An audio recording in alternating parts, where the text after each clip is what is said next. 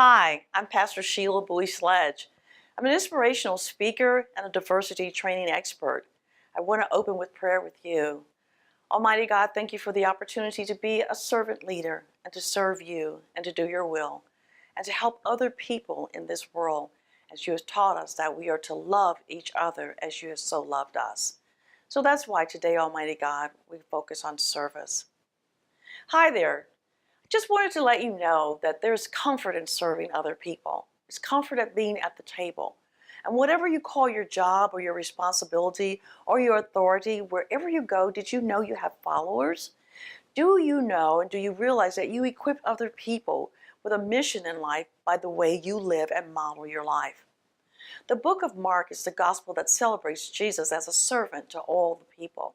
And as we worship this afternoon with you, we reflect on the role of Jesus as a servant and how it has impacted your life. I want you to think about that today.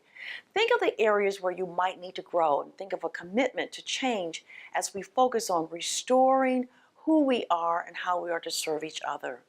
While Matthew spent time in his gospel talking about the genealogy of the Jewish family, and Luke talked about documenting Jesus' life as a child, Mark wrote to the Romans, which help us to understand what Jesus was doing as a servant.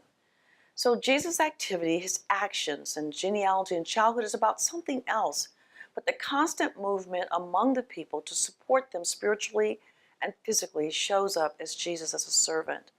We too are God's servants. We too are ministers.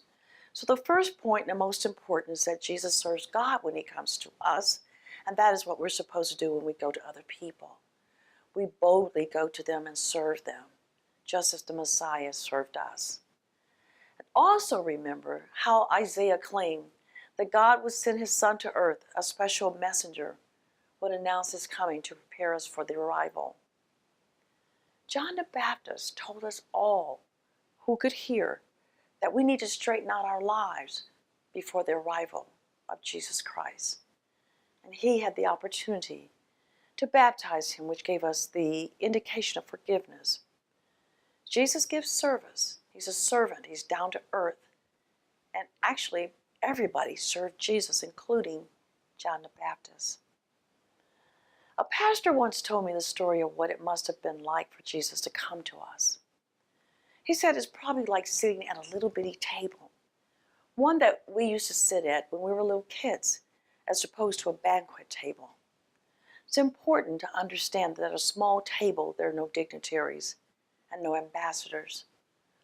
But once the dinner was over, the keynote speaker told everybody at the banquet table to have a seat in the audience. And that pastor sat around and didn't really get the message. And finally, the key speaker said, "Sir, you can have a seat out in the audience." By the time he got out in the audience, there were no tables left but one little chair sitting by the kitchen door.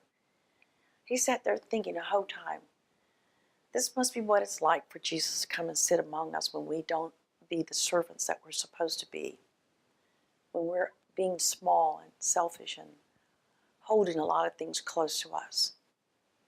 He continues to call us forth. He continues to ask us and tell us to follow me, giving service to each other as we give service to God. So in your personal life, remember, when you hear follow me, or do this as often as you remember me, we are to be disciples, serving one another so that we may have a good life, an abundant life, and to share with others. Have a great day.